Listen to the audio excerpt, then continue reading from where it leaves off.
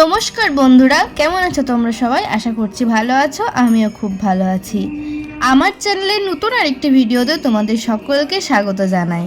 সকলকে জানাই শুভ নববর্ষের প্রীতি ও শুভেচ্ছা। একটা বছর তো দেখতে দেখতে কেটেই গেল, নতুন আরেকটা বছর যেন সবার সুন্দর কাটে। আজকে আমি তোমাদের সাথে শেয়ার করব এই পয়লা বৈশাখ কিভাবে আমার জীবনে ক্লান্ত বৈশাখে পরিণত হয়েছে। তো চলো ভিডিওটা শুরু করা যাক। আশা করছি তোমাদের মধ্যে বেশিরভাগ জনই জানো যে আমাদের কিন্তু দোকান আছে, আর এই পয়লা বৈশাখ মানেই কিন্তু হালখাতা। দোকানে পুজো হয়, নতুন হালখাতা তৈরি হয়, সমস্ত কিছুই আজকের দিনে হয়। তাই আজকে সকাল সকাল মা তো পুজো করিয়ে নিয়েই গেছে, আমি এসেছি পুজো করানোর পর। এসে আমার এখন ডিউটি পড়েছে এই মিষ্টিগুলো তৈরি করা। মিষ্টি বলতে এখানে আমি লোকজনদেরকে যে খাপে ভরে মিষ্টি দেওয়া হবে সেটা বুঝিয়েছি, তোমরা কেউ উল্টো পাল্টা ভেবো না। এখানে আমি প্রথমে তোমাদেরকে দেখিয়েছি কিভাবে আমি ঠোলাটা বানিয়েছি। আমি কিন্তু এসব কোনো দিন করিনি, আজকে প্রথমবার। আজকে আমাদের টিফিনের আইটেমে ছিল একটা করে কচুরি, 4টে করে চমচম মিষ্টি এবং 2টো করে ভাজা মিষ্টির সাথে একটা করে ক্যালেন্ডার। নতুন হালখাতার দিন যারা যারা আমাদের দোকানে আসবে সকলকেই মিষ্টি দেওয়া হবে।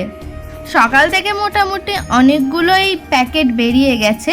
আমি যখন আসি তখন প্যাকেট প্রায় ছিলই না। আমি এসে ভাবলাম যে শুধু শুধু বসে থাকবো, তার থেকে বরং আমি প্যাকেটগুলো করি। তাই আমি নিজে থেকে বসে বসে এই ঠোলা করা, তারপর মিষ্টি ভরা সমস্তটাই করেছি। এই পয়লা বৈশাখের পুজোটা আমাদের বাঙালিদের কাছে কিন্তু দুর্গাপুজোর থেকে কোনো অংশে কম নয়। এই পয়লা বৈশাখের মধ্যে বাঙালিদের জড়িয়ে রয়েছে এক আলাদাই আবেগ।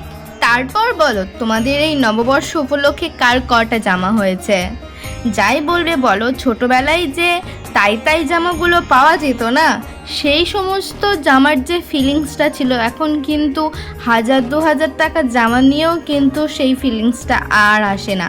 গরমে ওই তাই জামা পরে দুই দিকে ঝুঁটি বেঁধে যে সৌন্দর্যটা আসতো, সেটা লাখ টাকার মেকআপেও এখন আসবে না। আমাকে জানাবে তোমাদের কাদের কটা জামা হয়েছে। আমার তো নতুন জামা বা শাড়ি কিছুই হয়নি, কিন্তু বেশ কয়েকটা নাইটি হয়েছে। আমাদের যারা হাউসওয়াইফ আছি তাদের কাছে এই পয়লা বৈশাখটার কেনাকাটাটাই মনে হয় বাড়িতে পরার ওই নাইটিটার জন্য।